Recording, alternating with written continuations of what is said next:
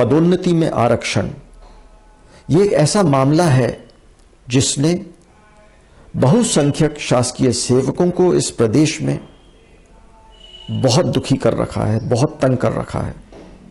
ये एक उनके ऊपर अत्याचार और घोर अन्याय के रूप में पदोन्नति में आरक्षण व्यवस्था लागू की गई है।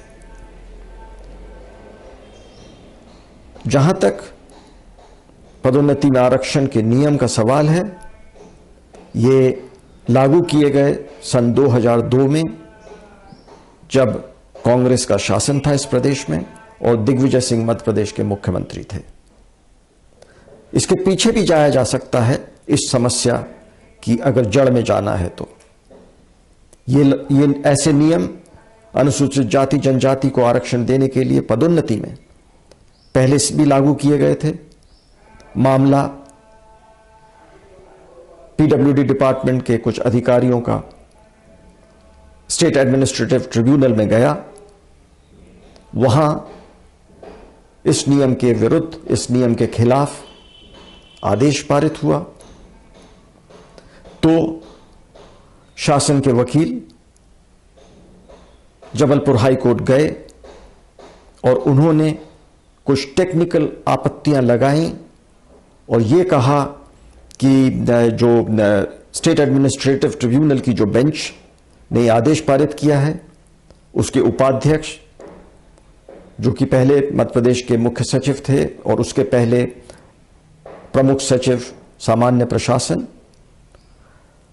तो उनके नजरिए से कारण, क्योंकि उन्होंने शासन में भी कार्य किया था और इसको कॉन्फ्लिक्ट ऑफ इंटरेस्ट बताते हुए हाई कोर्ट ने इस केस को स्टेट एडमिनिस्ट्रेटिव ट्रिब्यूनल को वापस रिवर्ट किया। एक नई बेंच बनी, पर उसके बाद एसएटी स्टेट एडमिनिस्ट्रेटिव ट्रिब्यूनल को डिसबैंड कर दिया गया, खत्म कर दिया गया इस प्रदेश से। और इसी कड़ी में आगे जाकर के 2002 में दिग्विजय सिंह शासन के द्वारा पदोन्नति में आरक्षण के नियम लागू किए गए। यह सब जानते हैं कि ऐसा क्यों हुआ, क्योंकि मंशा ये थी कि वो कुछ करो, वो सब कुछ करो, ये दर्शाने के लिए कि अनुसूचित जाति जनजाति ये शासन आपके लिए है और आपके लिए हम किसी भी हद तक जा सकते हैं। हम कितना भी दमन कर सकते हैं सामान्य वर्गों का, हम उन पे कितना भी अन्याय कर सकते हैं और आपको वाजिब हक के भी आगे बढ़कर हम बहुत कुछ दे सकते हैं। उन्हीं दिनों मध्य प्रदेश में एक दलित एजेंडा को लेकर के बहुत बड़ी वर्कशॉप दिग्विजय सिंह के शासन में हुई। उनके साथ, उनके महकमे में, उनके चीफ मिनिस्टर के सेक्रेटरीट में कुछ अनुसूचित जाति जनजाति के अधिकारी थे जो अगुवा रहे इस मामले में, और उनका यह मानना था कि अगर ऐसे कदम उठाए गए तो उत्तर प्रदेश की राजनीति जो मध्य प्रदेश पे हावी हो रही थी, कांशीराम, मायावती बार बार मध्य प्रदेश में आकर के सभाएं ले रहे थे। समाजवादी पार्टी से मुलायम सिंह भी मध्य प्रदेश की ओर देख रहे थे। ग्वालियर से लेकर के रीवा तक जो उत्तर प्रदेश के साथ मध्य प्रदेश का बॉर्डर है, उससे लगे हुए असेंबली कॉन्स्टिट्यूएंसीज में बहुजन समाज पार्टी और समाजवादी पार्टी के कैंडिडेट्स खड़े हो रहे थे, उन्हें सफलता भी मिल रही थी। तो ऐसा लगता है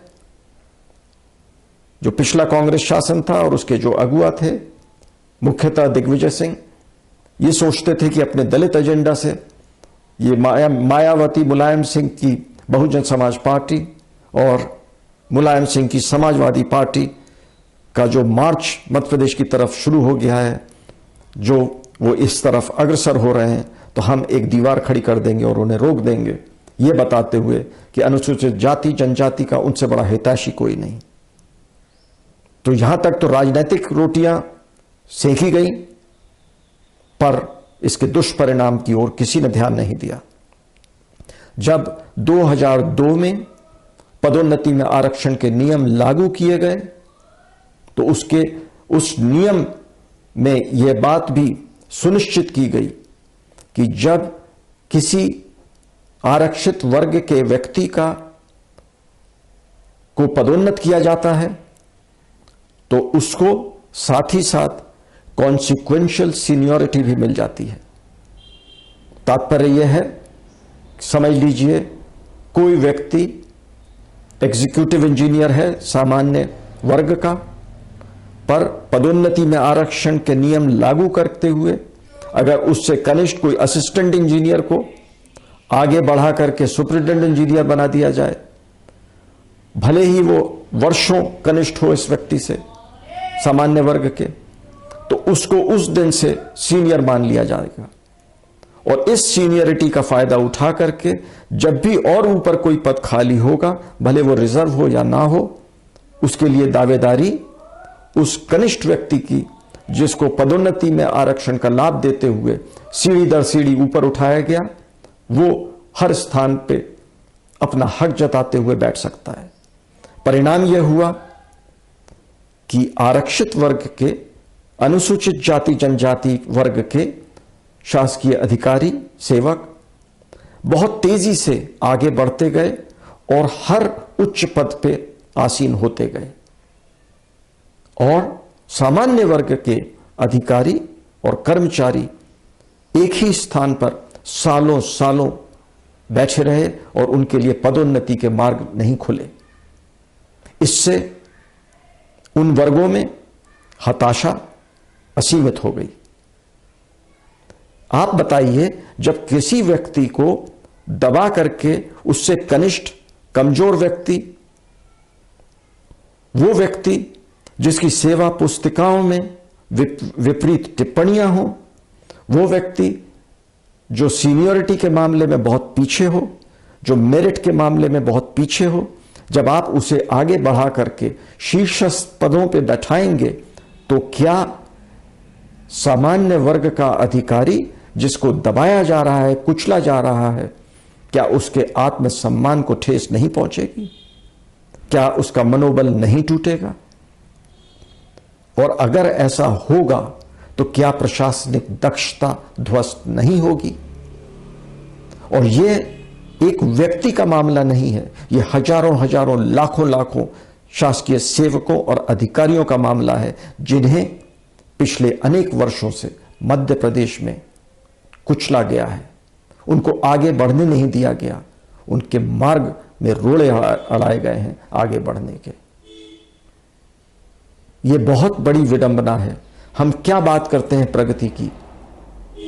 बात करते हैं कि अनुसूचित जाति जनजाति को इस तरह से विशेष सुविधाएं देते हुए, पदोन्नति में आरक्षण देते हुए, क्या हम इन वर्गों का हित कर रहे हैं? आप राष्ट्रीय आंकड़ों से मध्य प्रदेश के आंकड़ों को मत मिलाइए।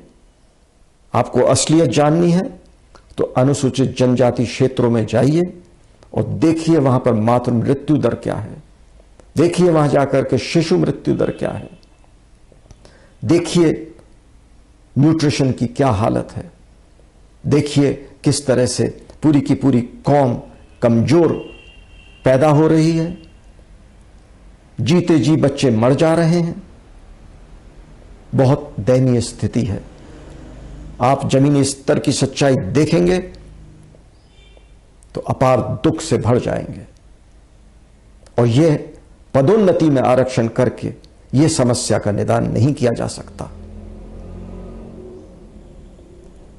जहां तक अनुसूचित जाति जनजाति के वर्गों के लिए विशेष लाभ और सुविधाएं प्रदान की जा रही हैं, इसमें बहुत कुछ तो संविधान में निहित है। हमारे संविधान के निर्माताओं ने अनुसूचित जाति जनजाति के वर्ग के व्यक्तियों के लिए तमाम आरक्षण की व्यवस्था रखी। इनके लिए पार्लियामेंट, लोकसभा और राज्य की विधानसभाओं में कॉन्स्टिट्यूएंसीज और सीट्स रिजर्व की गई। पर यह सन 47 और 50 जब हमारा संविधान लागू हुआ, यह 2-3 साल में नहीं हुआ। इसके इतिहास में हमें जाना पड़ेगा। सन 30 के लगभग जब सेल्फ रूल की भारत में बात हो रही थी, लंदन में राउंड टेबल कॉन्फ्रेंसेस हो रही थी, उसमें पहली कॉन्फ्रेंस में महात्मा गांधी नहीं गए किन्हीं कारणों से। उनको कुछ रिजर्वेशंस थे। उसके बाद लॉर्ड इरविन और महात्मा गांधी में पैक्ट हुआ। तीसरी राउंड टेबल में भी महात्मा गांधी नहीं गए, हां दूसरी में गए, बीच में वापस लौट आए और पुणे की यरवदा जेल में अनशन पे बैठ गए। क्यों? क्योंकि एक तरफ अंग्रेज शासकों ने धर्म के नाम पर सेपरेट कॉन्स्टिट्यूएंसीज की बात करी। उन्हीं दिनों बाबा साहब अंबेडकर ने इसी लाइन पे आगे चलते हुए अनुसूचित जाति जनजातियों के लिए भी सेपरेट इलेक्टोरेट की बात करी और इसी बात को लेकर के महात्मा गांधी अनशन पे बैठ गए। उनका यह कहना था कि अगर अनुसूचित जाति जनजाति के लिए हमने सेपरेट इलेक्टोरेट बनाई तो हमारी ये जो बहुसंख्यक जो हिंदू समाज है उसका विघटन हो जाएगा, वो टूट जाएगा, और उनको किसी भी हालत में ये मंजूर नहीं था। फिर वहां अनशन पे रहते हुए महात्मा गांधी और अंबेडकर जी में एक पैक्ट हुआ, एक कंप्रोमाइज हुई और यह फैसला हुआ जिसको पूना पैक्ट कहा जाता है, जनरल इलेक्टोरेट में सेपरेट कॉन्स्टिट्यूएंसीज बना दी जाएंगी।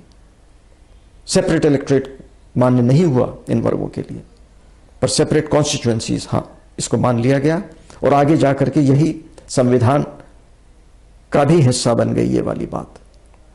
इसी के साथ हमारे संविधान में अनुसूचित जाति और जनजातियों के लिए नौकरियों में आरक्षण और शिक्षा में आरक्षण की व्यवस्था रखी गई। आगे चल के आरक्षण का विस्तार हुआ और मंडल कमीशन के रिकमेंडेशंस के ऊपर अन्य पिछड़े वर्गों को भी आरक्षण दिया गया, पर थोड़ा भेद किया गया। जहां तक अन्य पिछड़े वर्गों का सवाल है, उनके लिए क्रीमी लेयर का कंसेप्ट है, मलाईदार परत। अगर आपकी सालाना एक स्तर के ऊपर आमदनी है तो आप क्रीमी लेयर में आ जाते हैं और फिर आपको आरक्षण का लाभ नहीं मिलेगा। ये अनुसूचित जाति जनजाति पे लागू नहीं हुआ, सिर्फ अन्य पिछड़े वर्गों पे लागू हुआ। और जहां तक अनुसूचित जाति जनजाति का सवाल है, उनमें क्रीमी लेयर का कोई कंसेप्ट नहीं है। आप किसी भी पद पे बैठे हो, कोई भी आपकी सालाना आमदनी हो, आपका बच्चा चाहेगा, चाहना ना चाहना क्या, उसको तो आरक्षण मिलेगा। हम ऐसे दौर से गुजर रहे हैं कि इसका बहुत विरोध हो रहा है, इस बात का कि अगर आपको एक बार आरक्षण का लाभ मिल गया तो आपके बच्चों को फिर वो नहीं मिलना चाहिए, क्योंकि आरक्षण का लाभ जहां तक देने का सवाल है ये तो बहुत सीमित है। और अगर एक व्यक्ति ने लाभ ले लिया और उसी के बच्चे लाभ लेते रहे तो दूसरे गरीब लोग, दूसरे पिछड़े लोग, वो कैसे आगे आएंगे, वो कैसे मुख्य धारा से जुड़ेंगे? ये भी एक बहुत जरूरी विषय है। अब मध्य प्रदेश में जो शासकीय सेवकों के लिए पदोन्नति में आरक्षण की व्यवस्था है और जिसके कारण बहुसंख्यक वर्ग है बहुत बड़ा जिस पे अन्याय हो रहा है, उसने इस लड़ाई को पहले बहुत छोटे स्तर पे लड़ा। पहले व्यक्तियों ने कोर्ट में जाकर के अपने मामले उठाए, धीरे धीरे उनके केस चल रहे थे।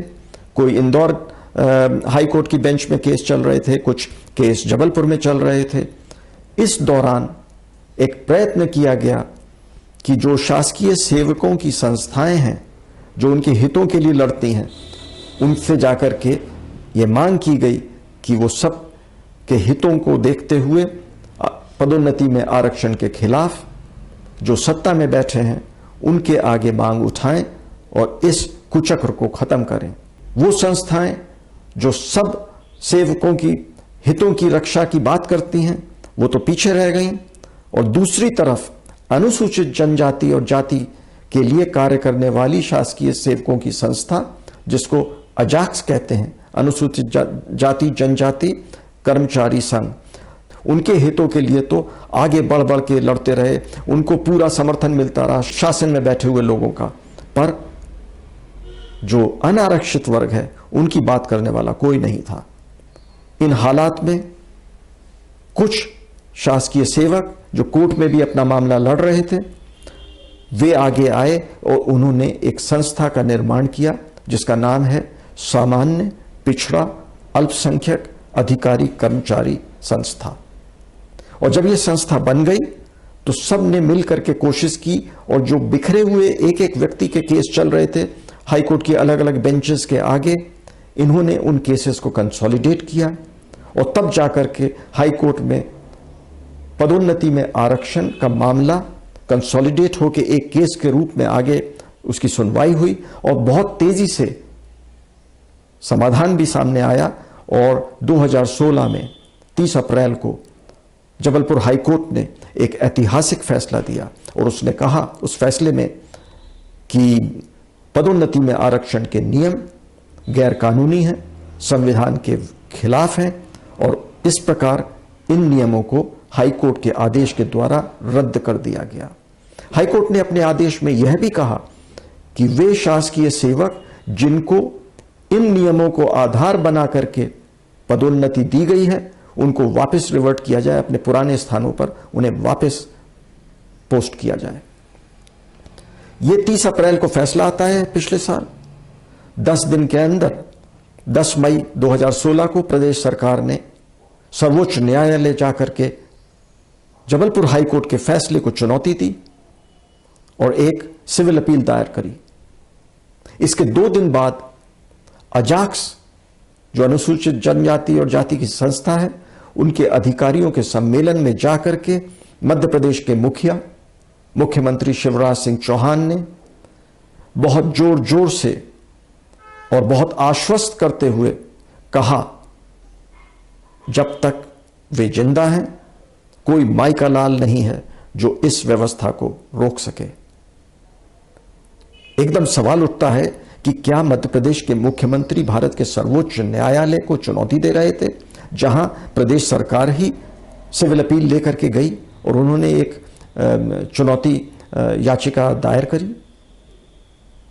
इतना ही काफी नहीं था, उन्होंने उस दिन उसी सभा में कह दिया था, आप बड़े से बड़ा वकील लेके आइए और उनकी फीस कितनी भी क्यों ना हो हम देंगे।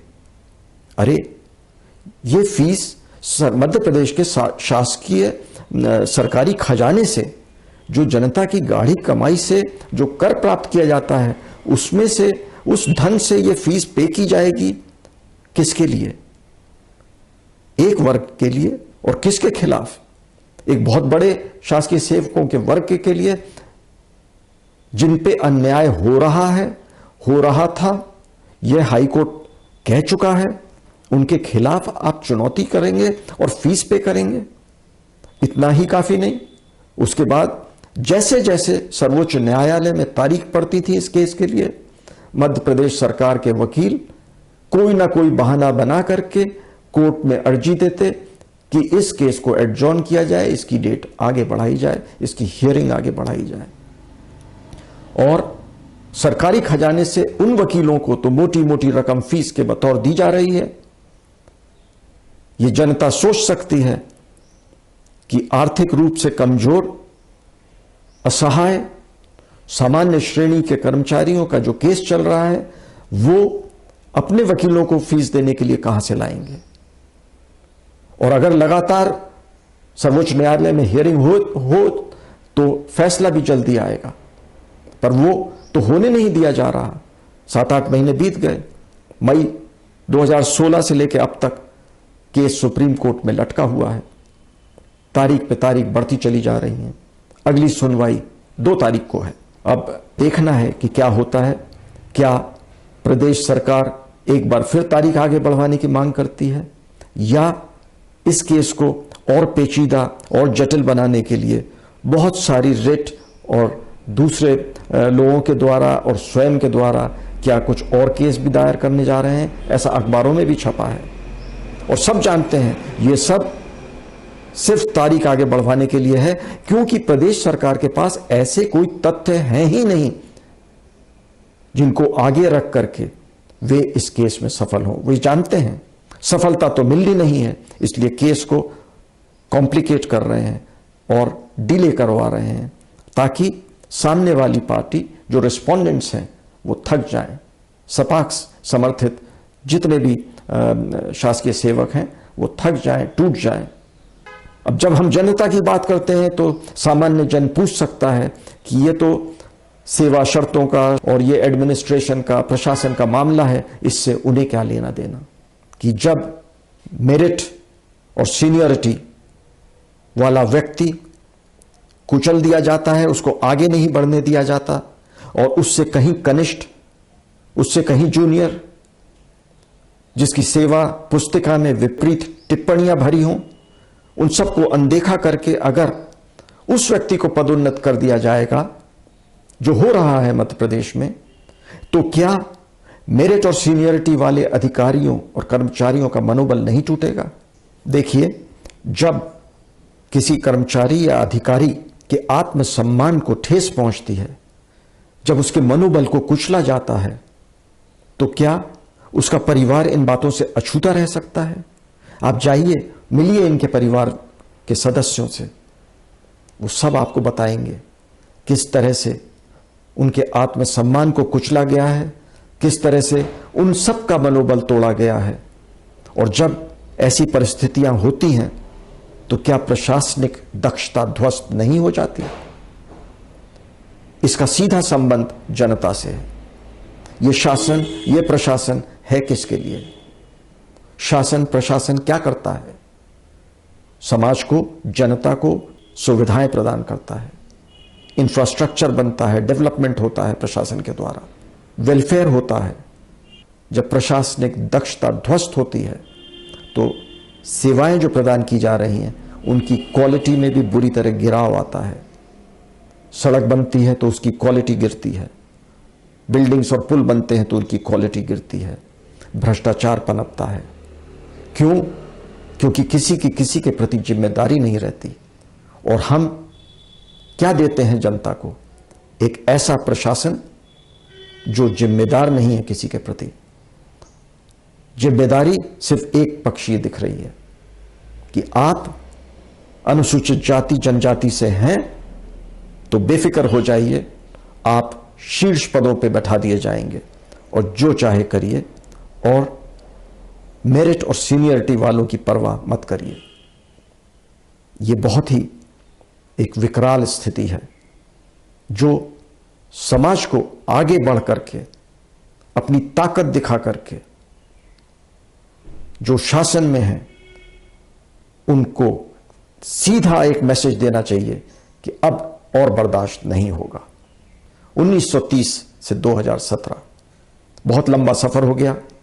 आज जो वैश्विक स्थिति है, यहां हर बात का पैमाना आर्थिक है। हमारे देश में भी आर्थिक रूप से कमजोर जो व्यक्ति है उसको हमें हर कीमत पे आगे बढ़ाना है। जो लोग आर्थिक रूप से कमजोर हैं उन्हें हमें मुख्य धारा से जोड़ना है, और सिर्फ नौकरी दे देना हमारा काम नहीं है। हमें कोशिश करनी है कि वो मुख्य धारा से जुड़े, हमारे नीति निर्धारण में अपना योगदान दें और उन नीतियों के कार्यान्वयन में भी अपना योगदान दें। इसलिए अगर आरक्षण रखना है तो वो सिर्फ आर्थिक आधार पे होना चाहिए। पदोन्नति में आरक्षण कतई नहीं रखा जाना चाहिए। इसके साथ ही अनुसूचित जाति जनजाति के लिए जो एट्रोसिटीज एक्ट है उस ओर भी ध्यान देने की जरूरत है। इस एक्ट का बहुत दुरुपयोग हो रहा है। जिन पे एट्रोसिटीज हो रही हैं वो तो कम आ रहे हैं सामने, पर कौन आ रहा है सामने? वो लोग सामने आ रहे हैं जो इस एक्ट का दुरुपयोग करते हैं, अच्छे अधिकारियों के खिलाफ बदले की भावना से झूठी शिकायतें करते हैं, ब्लैकमेल करते हैं, रुपए कमाते हैं झूठी शिकायतें करके। हमें इस समस्या से लड़ना है, ये एक बहुत बड़ी चुनौती है। तो यह बहुत जो विकट और विकराल स्थिति है, इससे लड़ने के लिए, इसको दूर करने के लिए भोपाल में समाज से कुछ लोग उठे। वे लोग आगे आए और उन्होंने आगे आकर के एक संस्था का निर्माण किया जिसका नाम है सामान्य पिछड़ा अल्पसंख्यक कल्याण समाज संस्था, सपाक्स समाज संस्था। यह जो समस्या है पदोन्नति में आरक्षण की, संस्था जी जान से इससे जूझ रही है। देखते हैं सुप्रीम कोर्ट क्या करता है। सुनने में तो यह भी आया है कि सुप्रीम कोर्ट में कोई भी फैसला आए, अभी करीब 3 वर्ष पहले राज्यसभा में 117वां संविधान संशोधन का बिल पास हो चुका है। कोशिश थी कि लोकसभा में भी पास हो जाए। प्रयत्न करीब करीब सारे राजनीतिक दल कर रहे हैं कि सुप्रीम कोर्ट से आगे बढ़ करके संविधान को इस तरह से अमेंड कर दो कि जो सुप्रीम कोर्ट जिस आधार पे पदोन्नति में आरक्षण के जहां भी नियम बन रहे हैं वो किसी तरह से सुप्रीम कोर्ट के दायरे से बाहर आ जाए बात। और इस बारे में मैं कुछ बताना चाहूंगा। 335 आर्टिकल जो है संविधान का, जिसमें प्रशासनिक दक्षता पे जोर दिया गया है, उसी को ध्यान में रखते हुए, मद्देनजर रखते हुए 2006 का सर्वोच्च न्यायालय का आदेश एम नागराज केस में, उसमें ये 3 बातें मुख्यतः कही गई।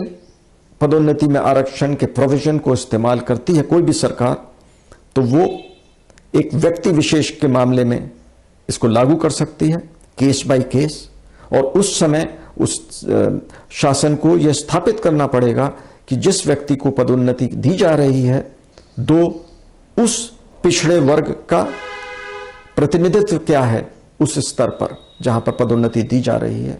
और तीसरा, यह सर्वोच्च न्यायालय ने बिल्कुल स्पष्ट कह दिया कि अगर पदोन्नति दी जाती है आरक्षण करके तो प्रशासनिक दक्षता ध्वस्त ना हो, नीचे ना जाए, इस बारे में ध्यान देने की जरूरत है। तो ये जो 117वां संशोधन की बात हुई, अब वो नहीं हुआ तो 118वां हो जाएगा या आगे कोई और संशोधन कर लेंगे। ये कोशिश में है राजनीतिक पार्टियां, उसमें वो ये संशोधन करना चाहती हैं एम नागराज केस को पीछे ढकेलते हुए कि जब किसी अनुसूचित जाति जनजाति के व्यक्ति को पदोन्नति दी जाए तो उस समय यह बताने की जरूरत नहीं है कि वो जिस वर्ग से आ रहा है वो कितना पिछड़ा है। जब एक बार कह दिया कि वो अनुसूचित जाति जनजाति का है, इसका मतलब कि वो पिछड़ा है। तो कोशिश ये हो रही है कि किसी तरह ये व्यवस्था अपनी जगह बनी रहे और किसी हालत में ना हटे, ना हमारा सर्वोच्च न्यायालय भी इसको ना हटा पाए।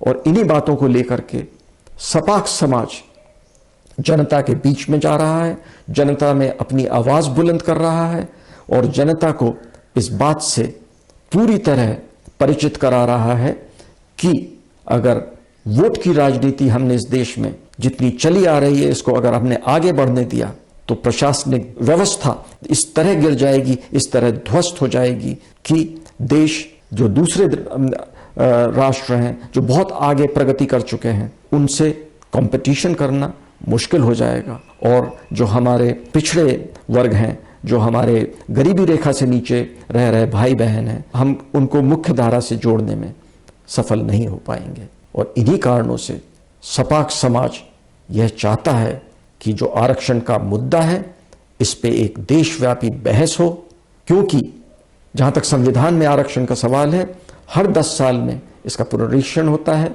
मामला पार्लियामेंट के आगे आता है, क्योंकि यह व्यवस्था 10 वर्ष के लिए दी गई थी और हर 10 साल में इसको लगातार लागू किया गया। अब अगला ये मामला 2020 में पार्लियामेंट के सामने आएगा। अभी 3 साल बचे हैं। बहुत ज़्यादा हम सबको इस पे बहस करने की ज़रूरत है ताकि जब 2020 में पार्लियामेंट इस मुद्दे को अपने आगे रखे और ये सोचना पड़े कि ये व्यवस्था आगे बढ़ाई जाए कि नहीं बढ़ाई जाए, तो मेरा आज ये कहना है कि आरक्षण का युक्ति युक्तकरण करने का समय आ गया है और जिस ढर्रे पे ये चल रहा है यह कतई ठीक नहीं है।